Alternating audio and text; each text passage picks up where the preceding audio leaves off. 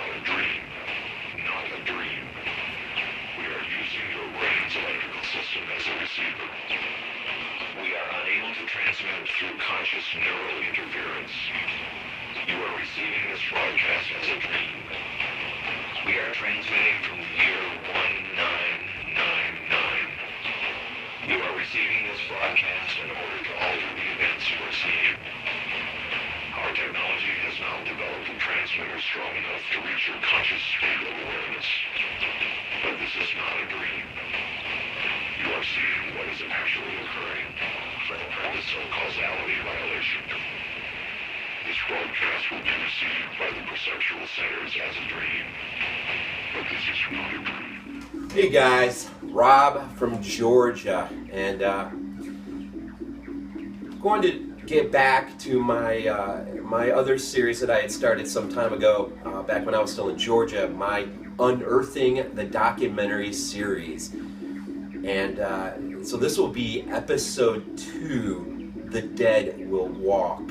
And this is a documentary that was directed by Perry Martin, specifically for the Anchor Bay edition of the Ultimate edition of Dawn of the Dead.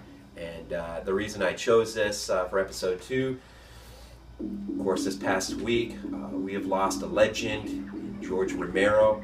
And at 77, he is, I hope, on to a better place. But he will be missed. And so my son Sam's with me again. I think this is the second video. And so what was you actually were the one who first told me, you kind of broke the news to me that Mr. Romero has passed on or died. And what was my reaction at first? You were like, you got kidding me, I don't believe this.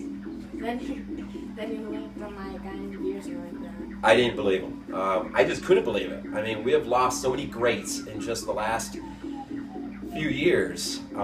This one was, you know, I don't know which is going to be the harder the take, but this is pretty hard. So what was your reaction when it really settled? I was kind of shocked and sad because there wouldn't be that many good zombie movies other than the cheesy ones that sci-fi gives. Well, talk about George Romero. Talk about the Dead movies. And what was the first movie I let you watch? Night of the Living Dead. And what was your brief take on that?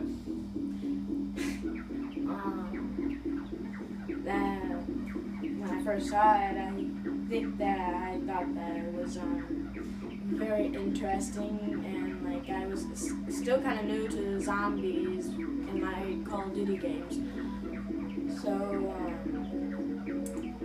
it's interesting to me. I think we moved on from there. Eventually, we watched Dawn of the Dead. What did you think of that? We watched the black and white version first. We had something on the TV. Well, what we did was I went ahead, I do this sometimes. I just took all the color out and we watched Dawn of the Dead in black and white, which was interesting. But eventually we saw it in color. So what was your... And then we moved on, we saw Day of the Dead, and just recently saw Land of the Dead. So out of those 4 so far, what's your favorite? I'm gonna go 4-1. 4 would be night, 3 would be day, 2 would be land, and then 1 would be dawn. Number one would be Dawn. Jeez, I didn't even think about this. Out of 4. Although you've probably seen the other 2. I have, but just looking at the 4. You know what? I'm going to go number 1. I'm just going to go straight up. Number 1, Dawn as well. Boy, this is tough. Day, number 2, number 3, night, number 4. We'll leave land there at number 4. That's just right off the cuff. So, he's, in terms of, now you brought up Call of Duty and zombie gaming, and you're only 13. How much do you attribute to George A. Romero for your love of, or your interest in zombies?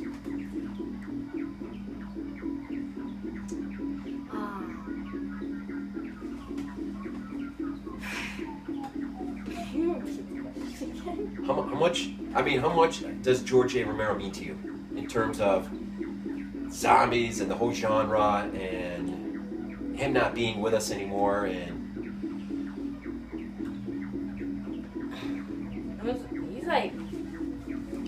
he's I don't even know how to say this. This is sad. But yeah, I really liked his movies. What do you think about him as a person? Because we've seen him in interviews and stuff. He seems really nice, and like he seems really nice, and I would just love to see him in person. But I know I can't. Well, let's hit this documentary real quick. Try to keep this under 10 minutes if we can. Well, you can talk about George all day. The documentary, again, is it's found on the Anchor Bay edition, the Ultimate Edition of Dawn of the Dead. And it was directed specifically for this edition by Perry Martin, who is also known for Looking Back at the Hills Have Eyes documentary in 2003 and Harvesting Horde, Children of the Corn, 2004. And so that's the director. And this documentary runs 75 minutes, and it is, I mean, absolutely amazing. This is the Ultimate Edition, and I got this off of Amazon when I lived in Georgia. And you have to just, if you don't have this, you just have to see this. Thankfully, the DVDs stay in really nice. The scope of this. I mean, you got the U.S. cut, the extended cut, the European cut, documentaries. I mean, when they say this is the Ultimate Edition, I really do believe this is the Ultimate Edition. And believe it or not, I got this off of Amazon for like $12 and change. That had to have been one of the luckiest days of my life in terms of buying something off the internet.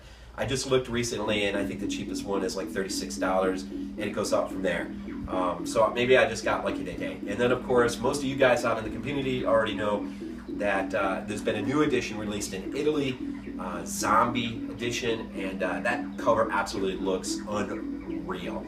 And, of course, that's a UK purchase. But anyways, so The Dead Will Walk. This documentary was absolutely amazing. I'm not going to get that far into it. I'm going to let Sam run off 10 things that he thought, 10 good reasons why you need to go look at this for yourself.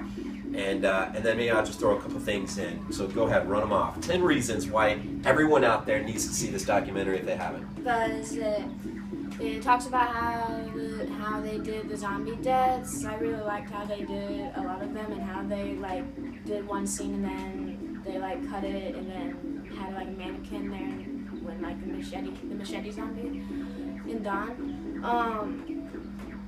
That there was a lot of like crew members and like Tom Savini that were like in it as stunts and just like as the actor in it. That they could only film it at night because like it was an open mall and people did go in it, so the only time they could would be at night, or since it was in winter and one of the times it snowed in, so they were lucky that they had like less than a week or maybe a little more than a week to do it. Then George let the zombies do what they wanted to do. So like the lead zombie, the elevator one, as basically was able to do it because George didn't care how the zombies were able to do that.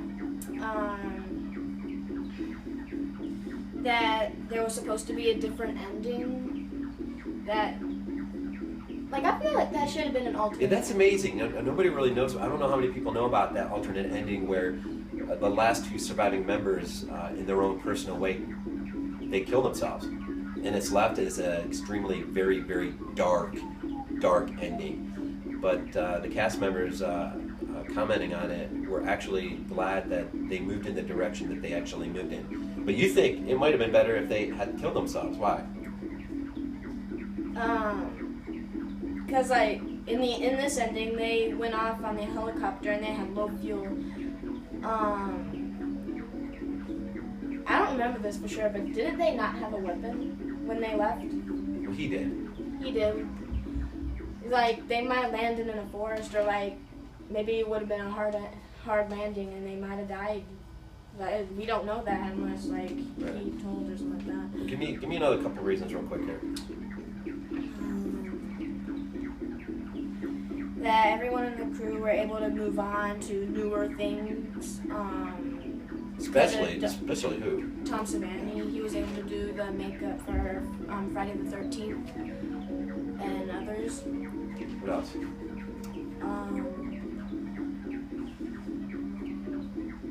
George was able to write the script in Rome.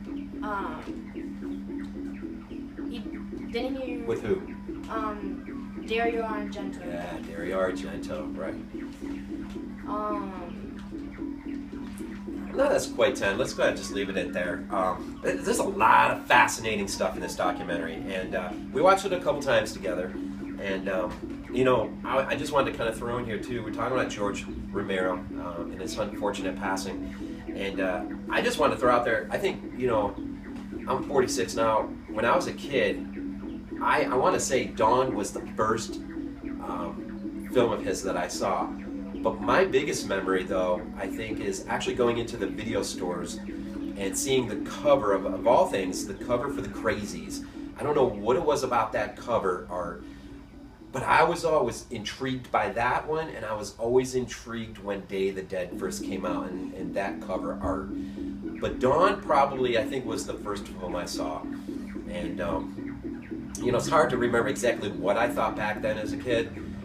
I know we ended up taping it off of HBO or something, and so I know it must have had some kind of impact. And of course, over the years, it's grown and it's grown and it's grown to much bigger things. But he is gone, and boy, it's going to be tough. And hoping that this is the only one for this year, because you know, we don't want to lose any more, at least right off yet. I want to ask a question though. You said earlier that it was like really tough when he died for you. When this director does die, when he does die, do you think that John Carpenter's death would be more sadder than George Romero's death? You know, I don't. It might be. You know, I thought about that. You know, of the people that I love or look up to, who's left, who would, you know, John might be the toughest, because I was probably more influenced by his films earlier in my life as a kid than anyone else, whether it was The Fog or The Thing, They Live, some of his movies there, Halloween eventually. John Carpenter. I don't even want to think about that. I don't like thinking about George gone, but so check out The Dead Will Walk. Again, it runs 75 minutes, and by the way, it is on YouTube, so if you don't own the Anchor Bay Ultimate Edition of Dawn of the Dead, it is on YouTube. I checked, and I'm not sure about the quality or anything like that, but it is there. And I'm telling you, it's just a nice, really big picture view of just not the film and all that went into that film, but George himself. Interestingly, a lot of nice comments about all those who kind of just tell us what they thought about him as a person. And no matter where you turn, no matter who you hear, it always seems to be the same thing. There's not a more caring person on this planet than George A. Romero. And it's nice that he's leaving that kind of legacy behind, as well as his films. So I'm hoping it doesn't run that long, but we're going to cut it here. And of course, as always, when we leave, go Bills.